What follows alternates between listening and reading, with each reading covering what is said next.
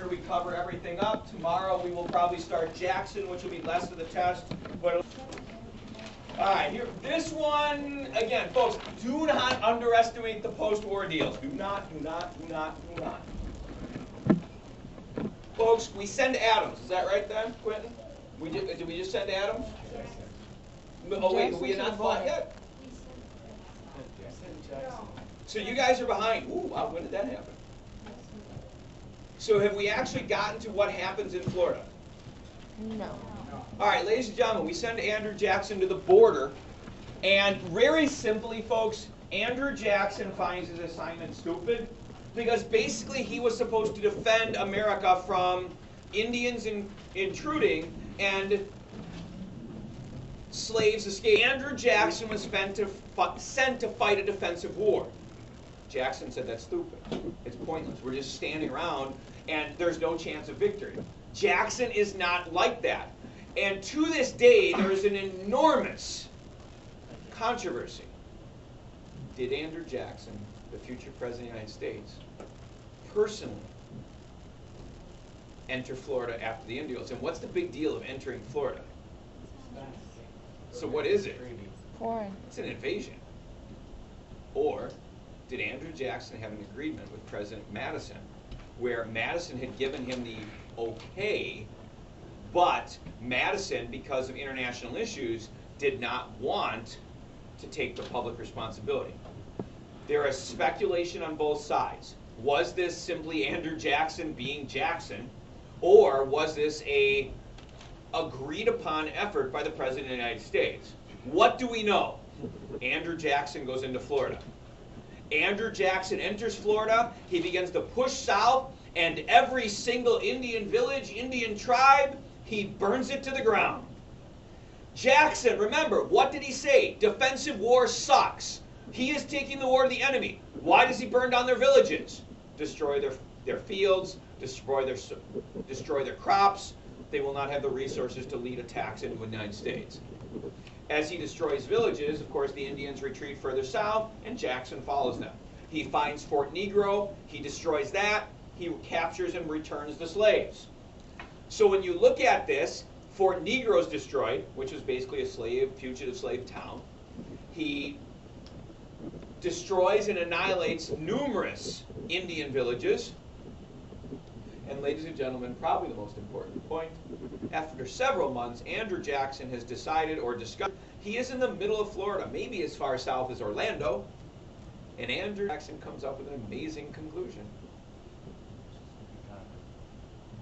Andrew Jackson never met a single Spanish army, a single Spanish garrison, and as far as he could tell, he was the only army in Florida. At this moment, Andrew Jackson sends a letter back to the President of the United States stating, this letter we still have. It's still documented. I have destroyed the slave village. I have destroyed the Indians, and I have captured Florida. What do you want me to do? At this point, we send John Quincy Adams to go talk to the Spanish. Now, folks, think about the difficulty of this conversation. We're going to go talk to the Spanish. Anybody want to take a wild guess what we want? We want Florida. But the problem is we have to be very careful because we can't really tell the Spanish what? We took Florida. We have to kind of go with ignorance. We can't tell them because therefore we'd be admitting to what? We have illegally invaded their land. So we basically go to the Spanish and we say, hey, we would like to buy Florida. And of course the Spanish get all huffy and puffy. No, no, no, that's our land. We will defend it to the last man and all that. Ladies and gentlemen, please understand, Adamses aren't stupid. They're not bad. They're simply not George Washington or Thomas Jefferson. It's the fact. Andrew Jackson is in Florida. We are negotiating with the Spanish. And ladies and gentlemen, John Quincy Adams he hardly even talks about Florida. What John Quincy Adams does, he goes, okay, Spanish, we would like to talk about Louisiana. And according to our records, Louisiana goes to Mexico. John Quincy Adams then explains to the Spanish, Texas. Ladies and gentlemen, we begin to argue to the Spanish that Texas is part of Louisiana, that is American soil, there are Mexicans on our land, and if you don't get off, we will take that as an act of war. We use Texas as leverage. Folks, we had no legal right to Florida. We use Texas, which we imply is part of Louisiana. The Spanish are now caught in a difficult position. They firmly believe Mexico is theirs, or Texas is part of Mexico. They also have owned Florida since Ponce de Leon. America begins to get more and more aggressive about this.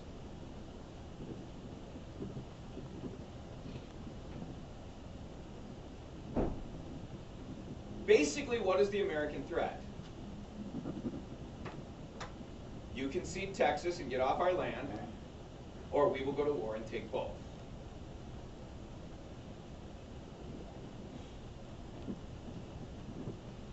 So, one of the options that they don't tell Florida and they just get out of Texas, or is that not the option?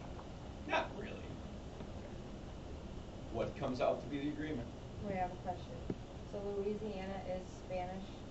Louisiana is ours. Oh, okay. Louisiana Purchase. Oh, right. So ladies and gentlemen, so the argument the question is Texas part of Louisiana, or is Texas part of Mexico? Folks, what we want to understand is we are using Texas. Remember when we had negotiated Pick Peace Treaty and the Spanish stuck it to us? Guess who's about to hear that? Right? Because Louisiana Purchase was not well defined. Finally, what did the Spanish agree? We will give you Florida. It is agreed that Texas is part of Mexico. So ladies and gentlemen, we don't even keep Texas. We make it the Spanish will concede Florida. The agreement will be that Texas will be considered part of Mexico. Because at this time in history, Texas is not necessarily connected to the United States. We were using Texas much more as an argument because we wanted this. Because remember, the whole point is we then establish, and if you go back here,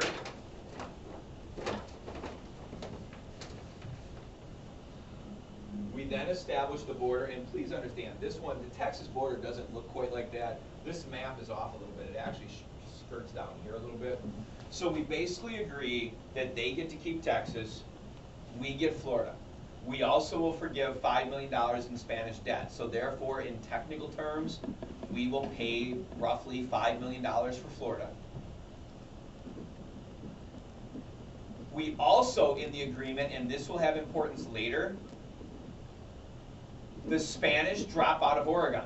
So the United States gets one more benefit. Because notice, Oregon is beginning to work its way into a lot of items. America, the fur trading, Oregon is beginning to become an item of interest. Oregon also gives us access to the Pacific. The Spanish drop out of Oregon, and they also agree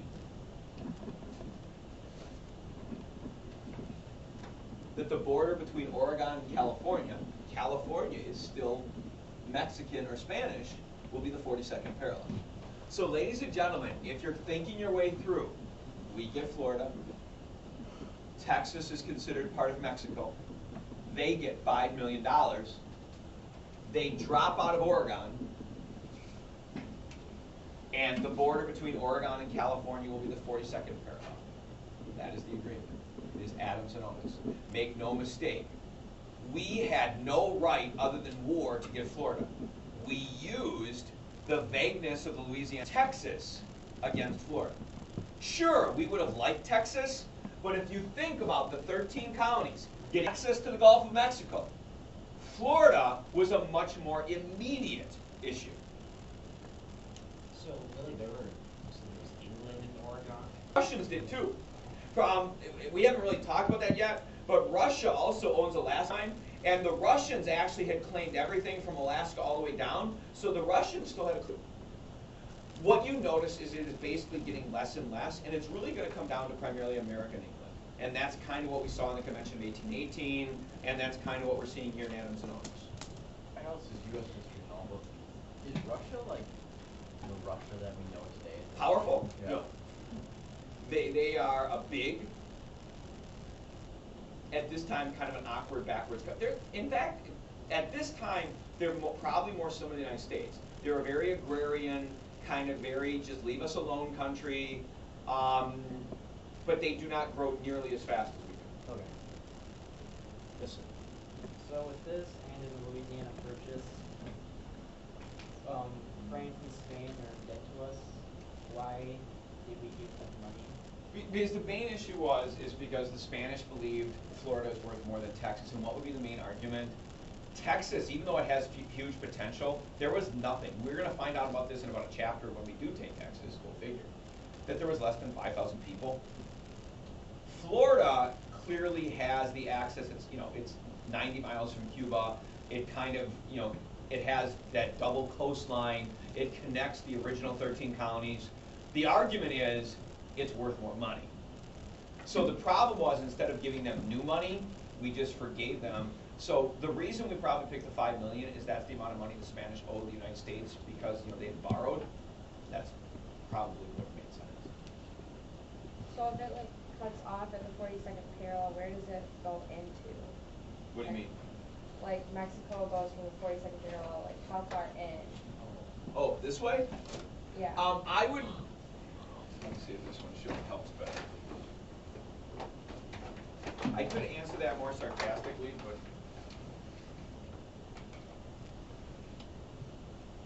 What you're noticing is the 42nd parallel at this time is coming all the way over to basically the Texas territory.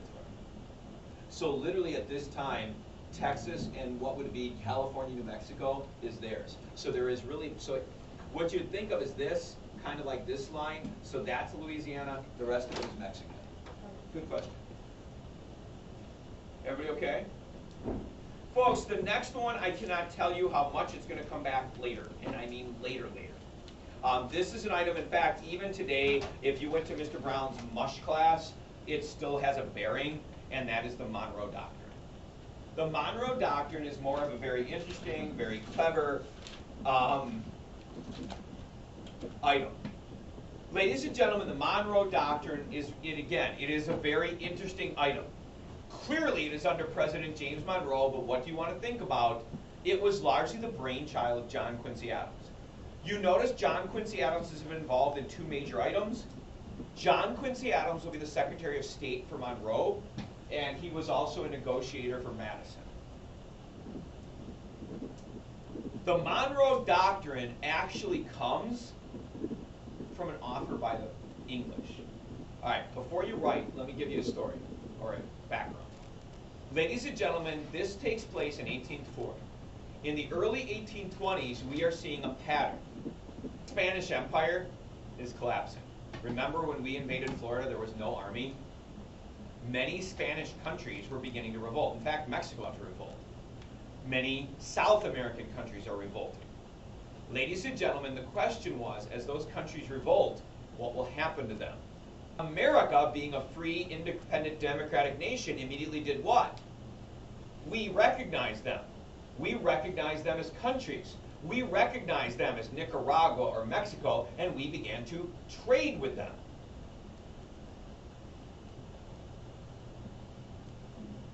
That began to bother England. England loves money. The problem was England, kind of out of professional respect and courtesy, England kind of wanted to colonize them. At the same point, colonization is very expensive. England desperately wanted to trade with them, but what's the problem? England has her own colonies, correct? England was afraid that if England supported some Spanish colonies that revolted, would that send a bad message? Would that encourage English colonies to revolt? Would that encourage other countries to try to undermine India or Australia? Does everybody understand what the situation is? Ladies and gentlemen, all sorts of Latin and South American countries got their independence, and England wants in, meaning England wants to trade. This is what England comes up with. England goes to America and says, hey, why don't you make an announcement?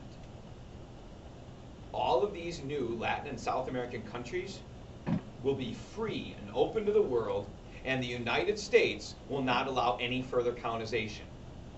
You guys make the announcement, and our Navy will enforce it. Why does England not want to make the announcement herself? Because then it sends the bad message to the colonies. England is trying to both not piss off the Spanish, but England wants to trade, right? So England is literally trying to use America as kind of like a surrogate, where America would kind of make the announcement, but let's be honest, why does America in England's mind, why do you need England's help? We don't have the Navy to back it up. Does everybody understand? What does this announcement say? The announcement would say that we will allow no more colonization of the New World, and the New World countries would be open to the world for free trade, kind of like what is happening in China. So instead of making the New World, where you know how originally Spain had conquered it, we would allow these people to basically govern themselves, but the entire world could trade. Well, how are we able to make that decision? Because they're small, weak, and stupid, and we just simply tell them. Let's be honest, at this time in history, let me help you. Latin American countries like us, because we had recognized them, they looked at America as kind of their big brother. At this time in history, the Latin Americans, it was Europe that they didn't trust. It's Europe that was the aggressor. So England is basically saying America could use that. Because we're basically saying we are going to encourage these countries to govern themselves. America would largely be the protector. The problem is England would come in. But the whole colonization part, I don't understand. So there's no more. We want to keep Europe out. Okay. Why does England not want to? Because the problem is colonization is expensive. Here, let's do it the other way. Folks, England wants to trade with them, and England doesn't want someone else to get them either. England is afraid that Germany or France will go in and swoop them up. That's a problem. So what is the alternative? America makes this announcement, and most importantly, what can England get? Trade. Folks, here's the main item. By the urging of John Quincy Adams, the United States says thank you to England. We say we appreciate the offer, but we have another idea. Ladies and gentlemen, the United States then announces the Monroe Doctrine. Ladies and gentlemen, the United States is going to announce our own policy without English support. The Monroe Doctrine is announced by the United States of America in 1824, and it says,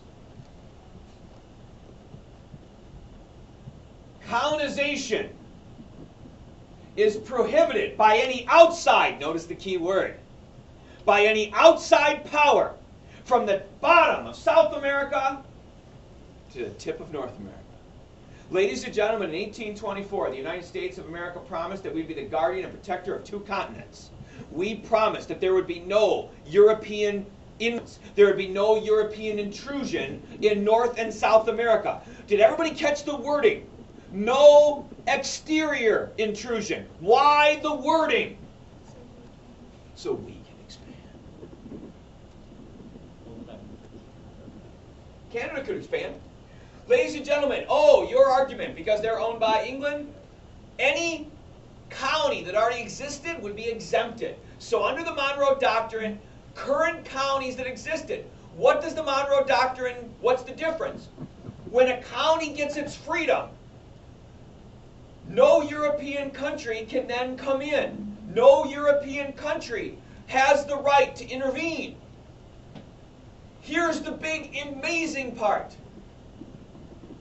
Any challenge by a European nation, we can treat it as a direct threat against the United States. The United States, under the Monroe Doctrine of 1824, announces we have a direct legal right to intervene, to intercede on behalf of any country in the Americas. So all these countries in South America, I thought that was all Spanish. It was, but they're revolting. So Spain right is now, falling apart. Spain is falling apart. And they are becoming Guatemala and Nicaragua and all sorts of little countries. Okay, so now we're saying that we're protecting them. Absolutely. But Spain. Most importantly, the big key item is we want to keep Europe out. The goal of the program is keep Europe out. We want to avoid our backyard from becoming like Europe. Constant fighting. That's what we're trying to do. Is England still like rivals with the US? Yeah. But ladies and gentlemen, there's one more provision. For those of you who think Monroe Doctrine's small, you are way wrong. The one more provision is, we tell Europe to stay out, and in return, the United States of America promises to stay out of European affairs. Ladies and gentlemen, what is the word you probably want to put next to Monroe Doctrine? Put isolationism. Ladies and gentlemen, the Monroe Doctrine creates the idea of isolationism. The United States basically is going to focus on American affairs. We will not get involved in European affairs. You leave us alone, we will leave you alone. You allow the little Latin American, South American countries to grow and develop on their own. Ladies and gentlemen, in 1824, this document made us beloved in South America. We became their big protector, their big buddy. We were helping them. Ladies and gentlemen, Europe laughed. In 1824, we promised to protect every man, woman, and child on 2 continents. And 10 years earlier, 4,000 men burned our capital. This was an arrogant, brash statement that was largely public relations. Ladies and gentlemen, for the next 60 years, the Monroe Doctrine will sit in a desk drawer. But as 60 years goes by, America begins to grow. America begins to become politically and militarily stronger. And as this century will come to an end, the United States of America, by the end of this century, will pull out the Monroe Doctrine and argue this is a 60-year policy. The United States of America is going to begin to make threats. The United States of America will threaten intervention. And for those of you who think that it ended somewhere around 1900, in 1962, the United States of America took the world to the brink of nuclear war over missiles in Cuba. During the Cuban Missile Crisis, one of the main American arguments of what would not allow the Soviet Union to put missiles in Cuba is a violation of the Monroe Doctrine. So really it's not like enforced for 60 years or What you want to think of, folks, is for this chapter, it starts a precedent of isolation. What isolation means, America really is going to focus on us. We really do not want to get involved in Europe, but we want them to stay out of here. So it's kind of like we create what eventually we call a sphere of influence. We want Europe to leave us alone, and we will leave them alone. For the next several chapters, America is too weak to really enforce its promise. What will become important is in later chapters, the United States is going to basically look at this document as being the backbone of our foreign policy. And the United States will be very aggressive in its defense. Is the Monroe Doctrine still? Sure. Now, clearly there's other factors, but if you would ever see a nation try to directly intervene, there is no doubt. And folks, the main reason was we do not want foreign influence.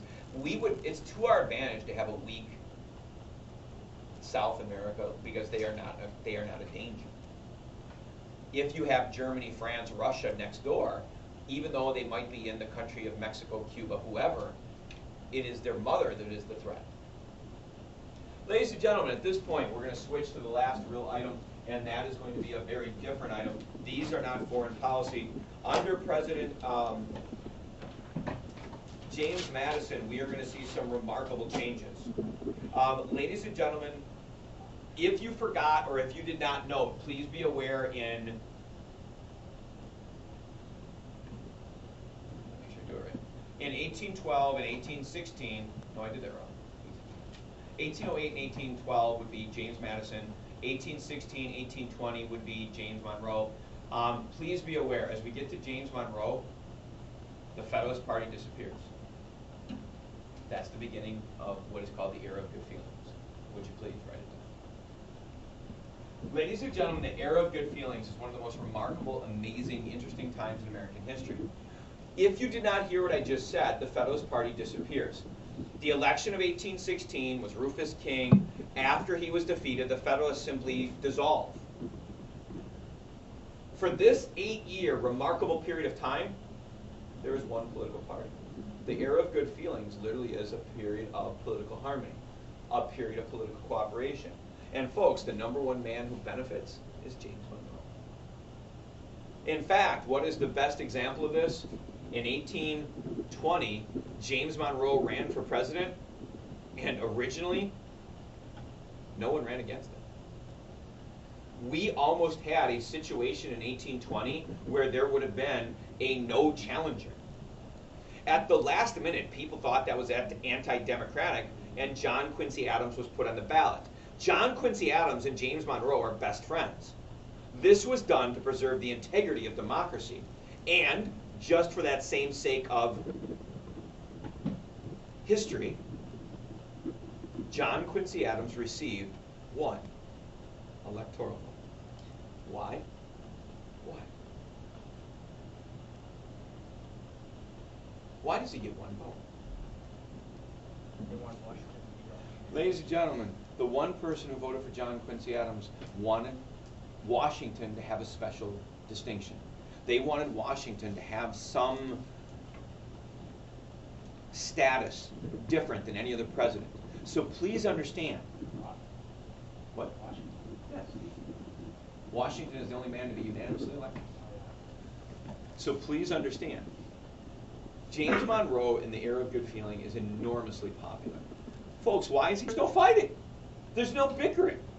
And in order to understand the era of good feelings, you need to understand what causes that. Because there should still be North, South, and all that. The next item, folks, is what is called the American system. You may remember we talked about the Hartford Convention. We talked about the disintegration of the Federalists. Ladies and gentlemen, even though the Federalists dissolve and the Hartford Convention fails, what happens is we get to a gentleman named Henry Clay. He is going to become very important. What you're going to begin to start noticing is as our unit ends, that last group of men, Jefferson, Madison, those men are going to get old. And at the very end of the unit, we're going to see the new group of leaders like Andrew Jackson, Henry Clay, John C. Calhoun. And that will be the men who lead us into the next period. Ladies and gentlemen, Henry Clay comes up with this wonderful proposal. If you remember the Hartford Convention, the United States politically was being dominated by who or what? From where? Yep. But Europe's aren't Americans. So, ladies and gentlemen, American politics are being dominated by the South. Anti-Federalist Democratic Republicans. Ladies and gentlemen, what does Henry Clay come up with? He comes up with what is called the American system. Henry Clay comes up with this idea that we have to do what's for America. We have to unite the country. We have to compromise. Rah, rah, go America, go America. Now the problem is that sounds great, but it doesn't work unless you can force compromise. Why is there no compromise? Because the South had more votes. Ladies and gentlemen, what is it that Henry Clay does that is so monumentally important? Henry Clay creates an alliance between the North and the West. Henry Clay was from Tennessee.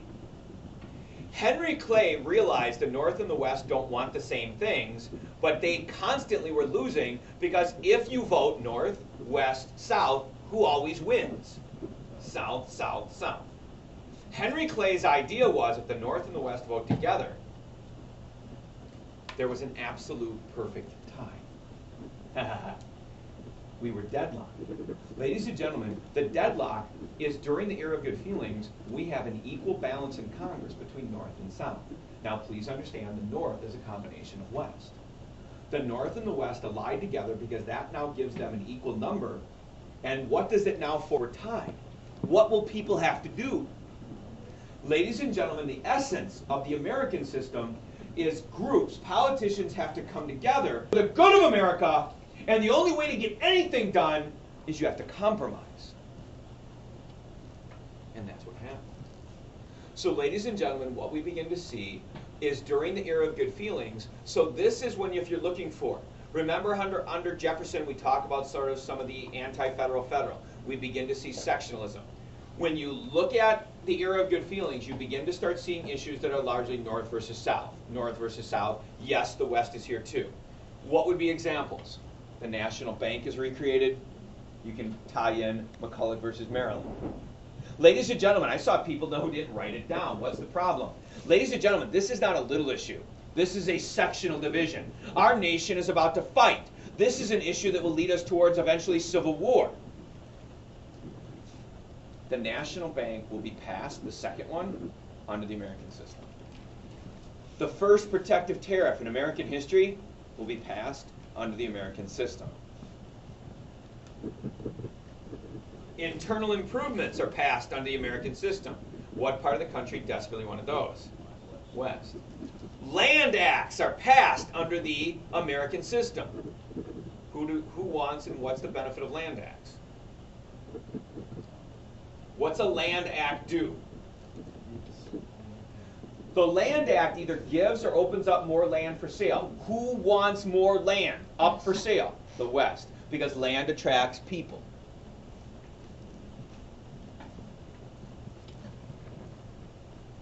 A lot of you might be like, well, it looks like a lot of these items favor the North and the West. That's because the South, they still would have enough votes that they wanted to protect slavery and things like that. They normally could get stuff that they wanted. We'll get to one of their issues here in a moment. Ladies and gentlemen, what is the key item under the period?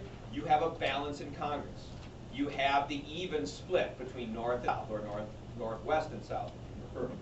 We pass tariffs. We pass a bank. We pass internal improvements.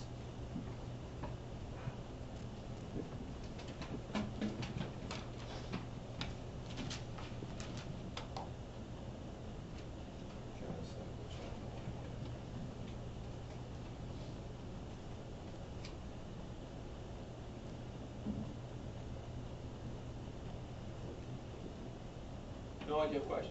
Was this under James Monroe or James? This is under Monroe. Absolutely. Everything with the American system and air of good feelings is all Monroe. Yeah. I'm just looking to see which way I want to go. Oh. As we begin to start talking more sectional, folks, sectionalism means items that begin to create a rift between North and South. The bank, the tariff, slavery.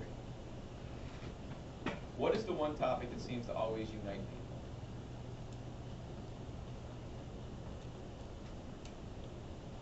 Indians. Beating up Indians and expansion. Taking land, remember the Adams and Onis Agreement. So please understand, if you kind of coordinate what we just talked about, the Adams and Onis, the Convention of 1818, America expanding, whether it be against Indians or Europeans, that was generally looked at as very much for the good of America. Once you pass laws in America, that's where you see the sectional rift. And ladies and gentlemen, for those of you who want to be prepared for a sectional question, here comes the main one. Ladies and gentlemen, the main item when we deal with sectionalism, again, the bank isn't bad. There is a tariff issue. We'll get to that in a minute. The main issue is the Missouri Compromise. Ladies and gentlemen, this is a ginormous issue. This is a big one. Most people would begin to argue this is the first major sectional, true sectional division.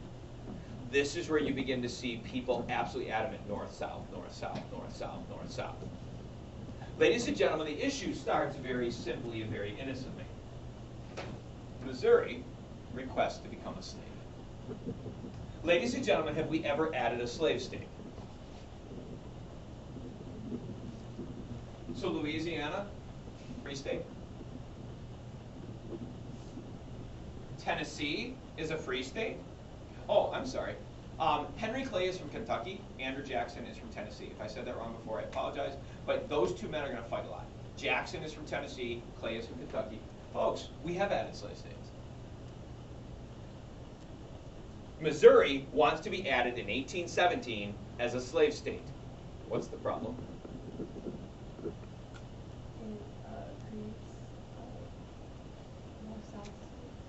Ladies and gentlemen, the United States of America is currently balanced. I believe it is 11 and 11. Oh, boy, it can't be.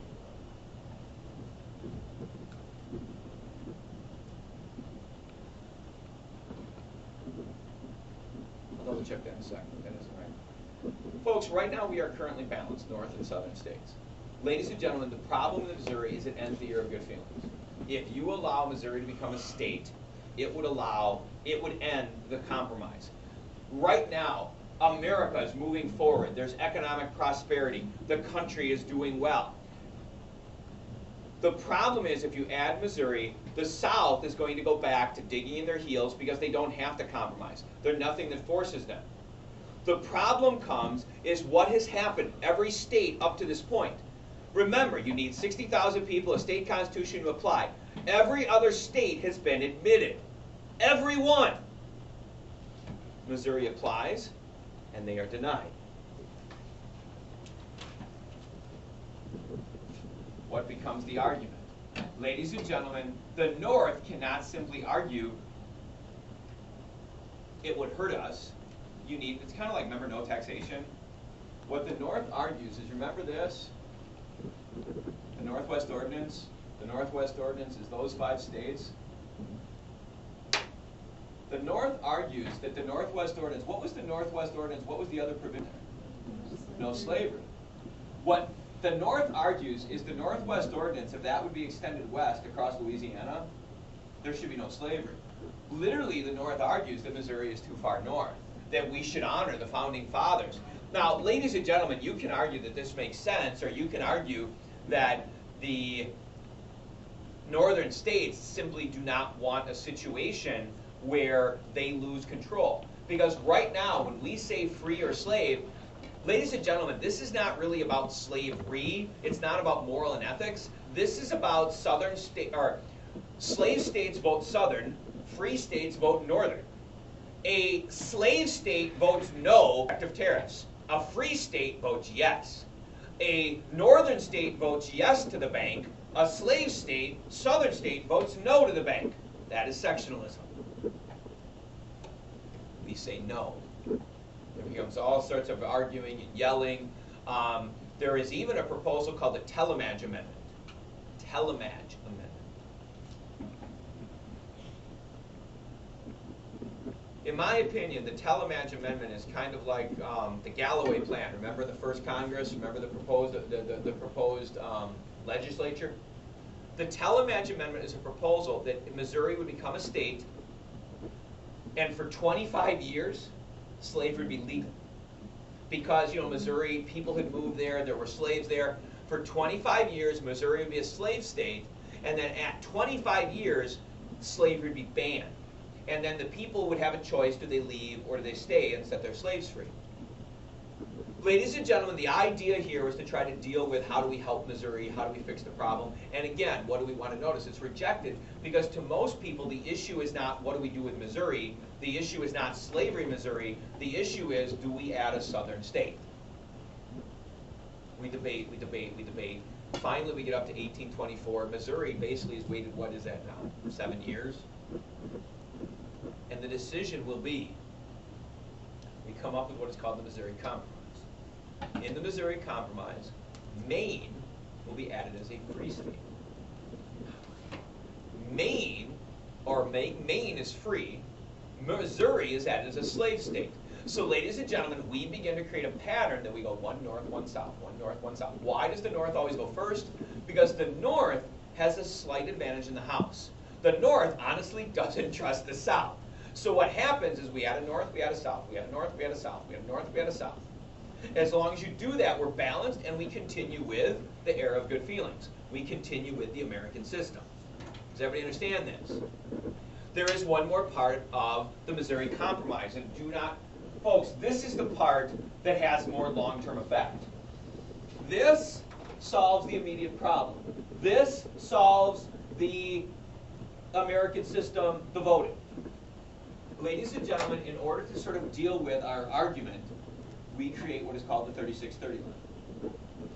The 3630 line is an imaginary line which is literally this border in Missouri. We basically take it and we extend it west. And really the only land that would include is Oklahoma and Arkansas.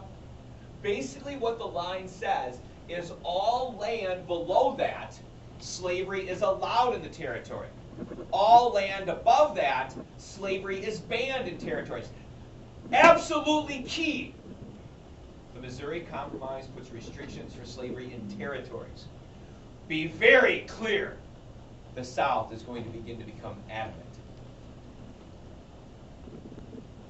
when you deal with slavery in a state, what kind of an issue is that? That is a state right. And who is the only one who has control over that? The state. Ladies and gentlemen, territories are owned by whom? The federal government, specifically the Congress. As long as you are a territory, so what does the Missouri first off, it is establishing the idea, like the Northwest Ordinance, that Congress regulates territories. We are creating a rule, 30-31. Everything below slavery be allowed in territories, everything above slavery be banned. Let's be honest. For now, what does the Missouri Compromise do? It keeps the balance in the Congress. In the future, the Missouri Compromise creates a line for where slavery can and cannot exist. Questions?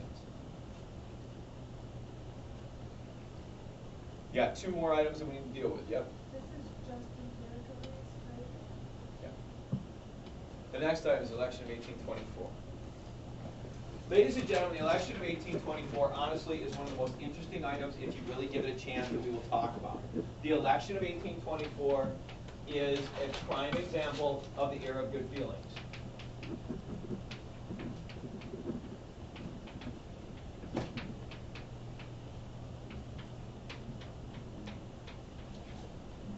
There's 5 men who originally announced that they were going to run. They are Andrew Jackson, John Quincy Adams, William Crawford, Henry Clay, and John C. Calhoun.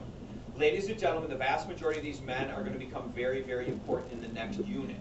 This is still on the test. Why?